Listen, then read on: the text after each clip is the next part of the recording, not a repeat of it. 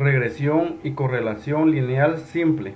Este método nos sirve para comparar si hay relación entre una variable independiente y una variable dependiente. Por ejemplo, ¿existe relación entre la altura y el peso? ¿Cómo se relaciona la cantidad de dinero que se ha invertido en un laboratorio para anunciar un nuevo fármaco con las cifras de ventas durante el primer mes? ¿O está relacionada la altura de un padre con la de su hijo? El tipo de relación más sencilla que se establece entre un par de variables es la relación lineal. Veamos un ejemplo para poder entender más este método. Un grupo de profesionales especialistas en salud mental de un hospital psiquiátrico donde los pacientes permanecen mucho tiempo deseaba estimar el nivel de respuesta de pacientes retraídos en un programa de la terapia de remotivación. Con este fin se contaba con una prueba estandarizada, pero era incosteable y tardada para administrarla. Para superar este obstáculo, el grupo desarrolló una prueba que era mucho más fácil de aplicar. Para probar la utilidad del nuevo instrumento para medir el nivel de respuesta del paciente, el grupo decidió estudiar la relación entre las calificaciones obtenidas con la nueva prueba y las calificaciones obtenidas con la prueba estandarizada. El objetivo era utilizar la nueva prueba si podía demostrarse que era un buen elemento para pronosticar la calificación de un paciente con respecto a la prueba estandarizada. El grupo estaba interesado solo en llevar a cabo el análisis de las calificaciones estandarizadas entre 50 y 100, ya que una calificación por debajo de 50 no representaba un nivel significativo de respuesta, y las calificaciones superiores a 100, aunque posibles, rara vez eran alcanzables por el tipo de paciente en estudio. El grupo observó también que el uso de calificaciones incrementadas a intervalos de 5 cubría bien el rango de las calificaciones entre 50 y 100. En consecuencia, se seleccionaron 11 pacientes que habían obtenido calificaciones de 50, 55, 60, 65, 70, 75, 80, 85, 90, 95 y 100, respectivamente, en la nueva prueba, para que hicieran la prueba estandarizada. Las variables independiente y dependiente son respectivamente las calificaciones obtenidas en la nueva prueba y en la prueba estandarizada. Los resultados que se obtuvieron se presentan en la siguiente tabla. La tabla 1 son las calificaciones obtenidas por los pacientes en las pruebas nueva y estandarizada. Veamos los datos.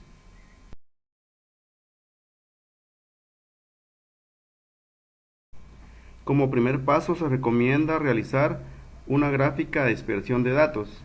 Esto es útil para poder ver desde el inicio si existe relación entre las dos variables. Como podemos observar en las siguientes gráficas, existen las diferentes formas en las que pueden quedar nuestros puntos a la hora de trazar nuestra gráfica. La gráfica A es una correlación positiva. La gráfica B, la forma en que están los puntos, significaría que no hay correlación. La gráfica C nos indicaría una correlación perfecta, positiva o directa. La gráfica D nos estaría hablando de una correlación negativa. La gráfica E, al igual que la gráfica B, significa que no hay correlación. La gráfica F sería una correlación perfecta negativa o inversa. Y las gráficas G, H e I significaría que es una correlación no lineal o curvilínea. Procedo a elaborar mi gráfica dibujando el eje X y el eje Y. El eje X es la calificación obtenida en la nueva prueba y el eje Y la calificación obtenida en la prueba estandarizada. Recuérdense que la escala la decide la persona que está dibujando la gráfica. En este caso yo voy a asumir que le estoy dando 2 centímetros al eje X y 1 centímetro al eje Y. Luego procedo a dibujar cada punto. En total son 11 puntos. El primero sería el punto 50, 61. El siguiente punto sería 55, 61. El siguiente punto sería 60, 59. El siguiente punto sería el punto 65, 71. El siguiente punto el 70, 80. El siguiente 75, 76. El siguiente 80, 90. El siguiente 85, 106. El siguiente 90, 98. El siguiente 95, 100. Y de último el punto 100, 114. En base a las gráficas de guía, ¿qué podríamos decir que podemos ver en esta gráfica? ¿Hay correlación o no hay correlación? ¿Hay una correlación positiva o una correlación negativa? Vean las gráficas de guía y contesten ustedes la pregunta. Luego de que hemos realizado la gráfica de dispersión, procedemos a hacer la regresión lineal. Esta nos va a ser útil para averiguar la forma probable de relación entre las variables. La regresión lineal tiene como objetivo final predecir o estimar el valor de una variable.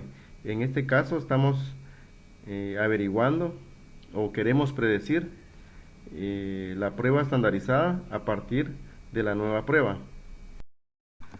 Para poder realizar el cálculo de regresión, debemos analizar el diagrama de dispersión que acabamos de realizar. Allí se puede observar que algunos puntos representan una relación lineal entre las variables. Para hacer más evidente o visible la relación, debemos trazar una línea recta a través de la nube de puntos que representan los valores de las variables para indicar la dirección de la relación.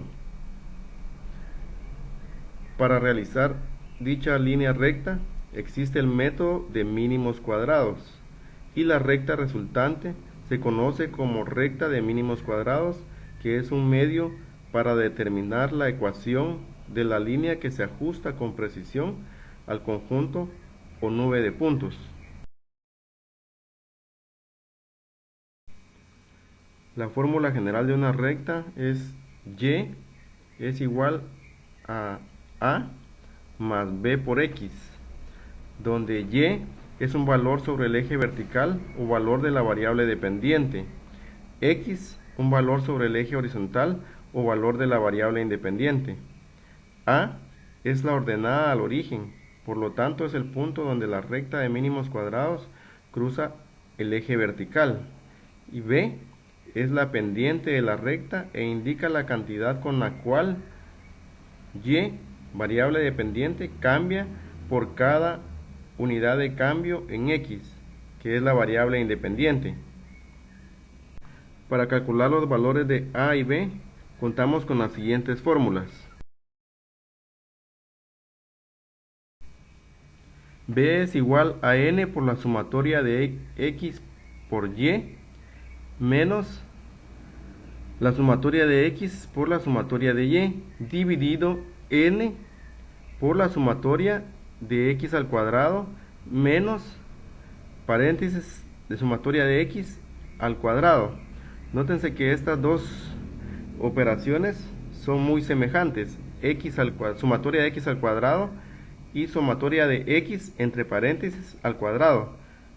La diferencia es que uno es una columna donde se ha elevado x al cuadrado cada uno de nuestros datos y luego lo sumamos, mientras que la otra es la sumatoria de solamente x sin elevarlo al cuadrado. Lo único es que ya de último la sumatoria es la que elevamos al cuadrado. La siguiente fórmula, a es igual a la sumatoria de y menos b por la sumatoria de x dividido n. Noten que para poder calcular a, primero tenemos que calcular b porque es parte de la fórmula. Veamos una última fórmula que es la fórmula del coeficiente de correlación. La magnitud o intensidad de la relación lineal entre dos variables se mide con el coeficiente de correlación de Pearson, conocido como R de Pearson.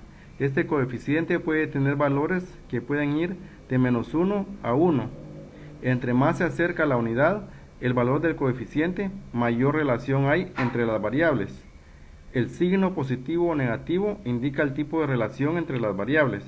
Si es positivo, significa que al aumentar la variable independiente, también lo hace la dependiente. Y si es negativo, al aumentar la variable independiente, la dependiente disminuye.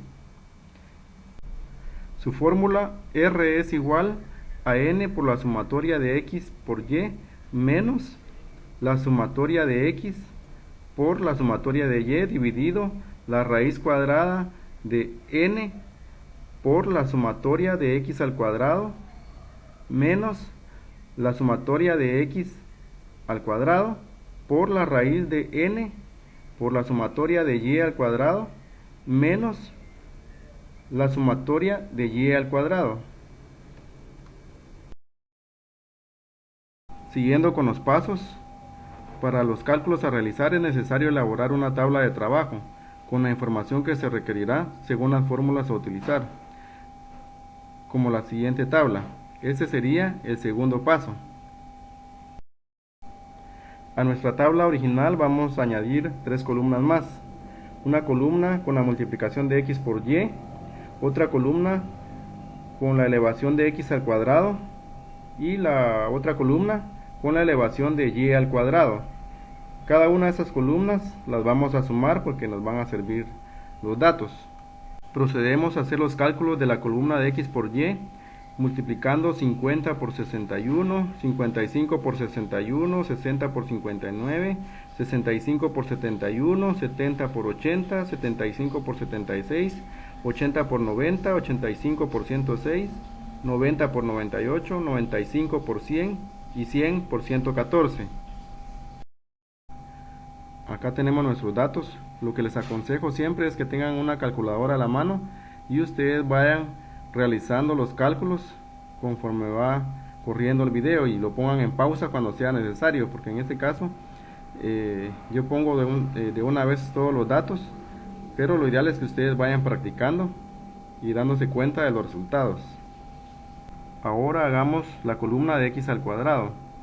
Esto lo podemos hacer multiplicando el valor de la columna de x por el mismo, o podemos utilizar la función de la calculadora científica elevando cada dato al cuadrado. Eso es independiente. Háganlo ustedes en su calculadora, ya que voy a poner los datos de una vez, pero ustedes háganlo en su calculadora. Luego de haber calculado x al cuadrado, procedemos a calcular y al cuadrado de la misma forma que calculamos x al cuadrado, elevando cada dato al cuadrado en la calculadora o multiplicando el dato por el mismo. En mi caso lo voy a hacer multiplicando cada dato por el mismo. Por ejemplo, 61 por 61, 80 por 80, etc. Luego de haber realizado los cálculos de las 3 columnas, procedemos a sumar. Aunque eso es independiente, ustedes pueden ir sumando por cada cálculo de columna que hagan. Luego de haber realizado la suma de cada columna, procedemos a hacer los cálculos. Como tercer paso, necesitamos calcular nuestra b con la siguiente fórmula. Como podemos ver en la fórmula, ya tenemos todos nuestros datos, bueno, casi todos nuestros datos.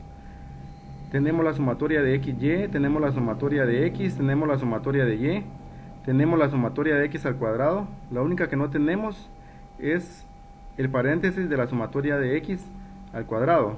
Lo único que hacemos con esta pues es elevar al cuadrado la sumatoria de X.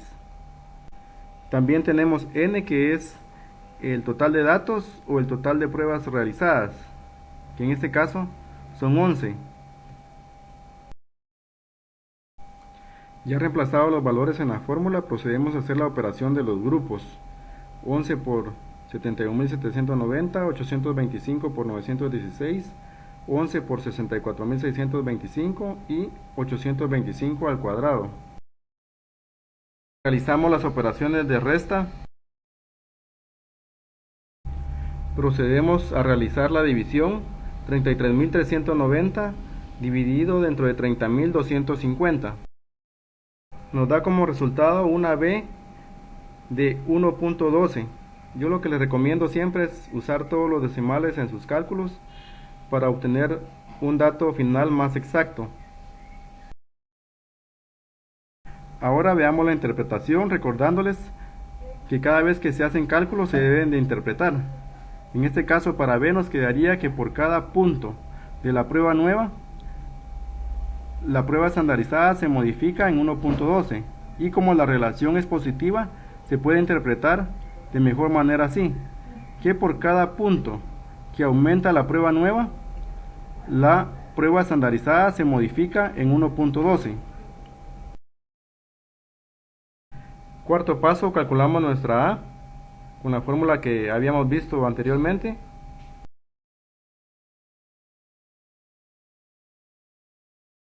Reemplazando los valores respectivos, sumatoria de Y, B que lo acabamos de calcular por la sumatoria de X dividido N, que es 11. Realizamos primero la operación de la multiplicación de 1.12 por 825. En mi calculadora yo estoy utilizando todos los decimales. Realizamos la operación de la resta.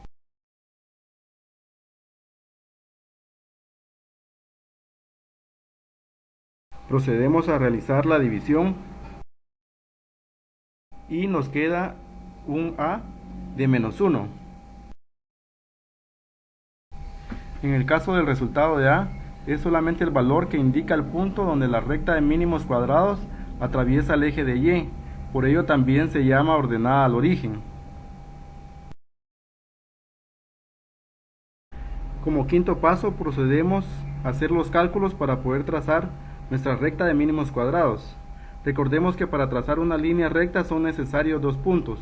Por lo tanto, se deben calcular dos valores de Y para dos valores de X de la distribución que se tiene, para poder localizar los puntos respectivos que permitan el trazo de la recta. Algunos autores opinan que se tome los valores extremos de X y otros que pueden ser cualquiera de los datos de X. El caso es que deben localizarse dos puntos. Nosotros vamos a tomar los extremos. Los valores extremos de X son respectivamente 50 y 100. Por lo tanto, vamos a reemplazar la fórmula de Y dos veces, una con 50 y otra con 100.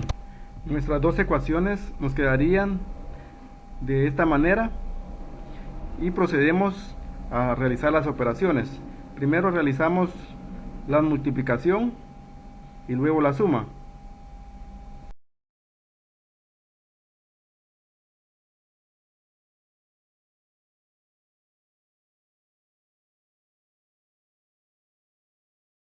Nos da como resultado que Y1 es igual a 55.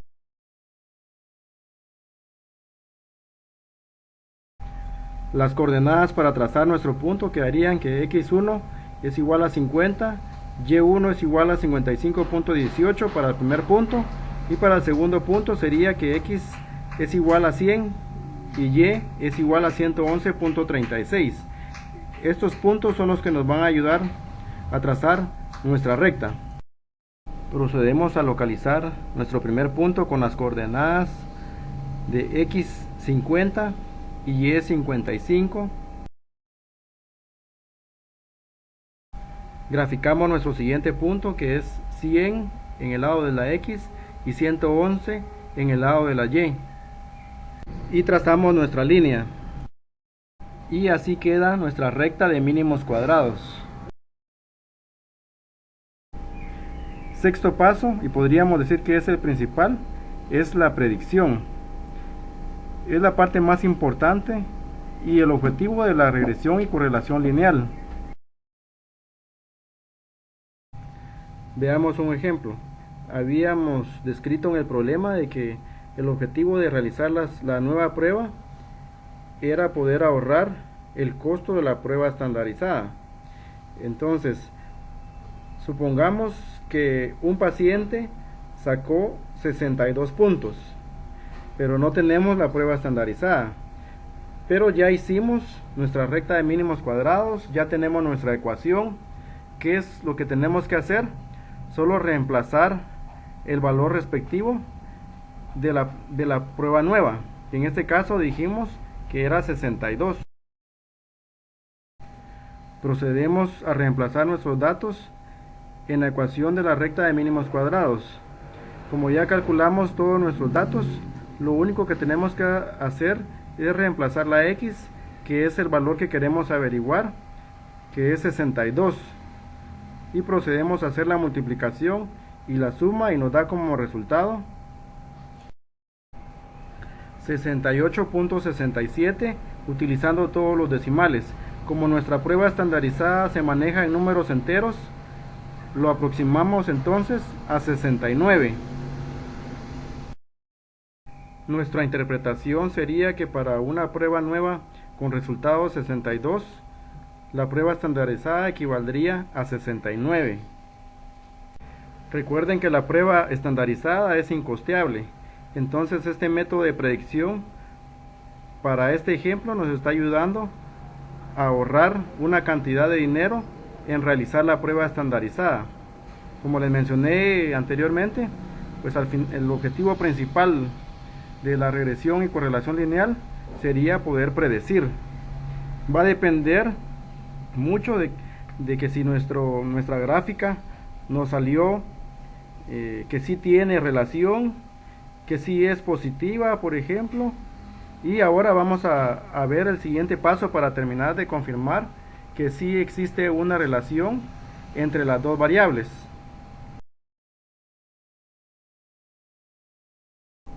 Y es por medio del coeficiente de correlación que vamos a saber qué tanta relación o cuál es la magnitud de la relación que hay entre la variable de la prueba nueva y la prueba estandarizada.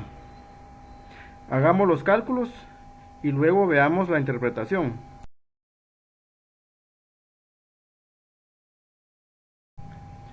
Reemplazamos nuestros datos y procedemos a hacer los cálculos. Recuérdense que para hacer los cálculos tenemos que hacerlos por grupos. Lo que les aconsejo es que pongan en pausa el video y ustedes hagan el cálculo con su calculadora y luego vean el resultado.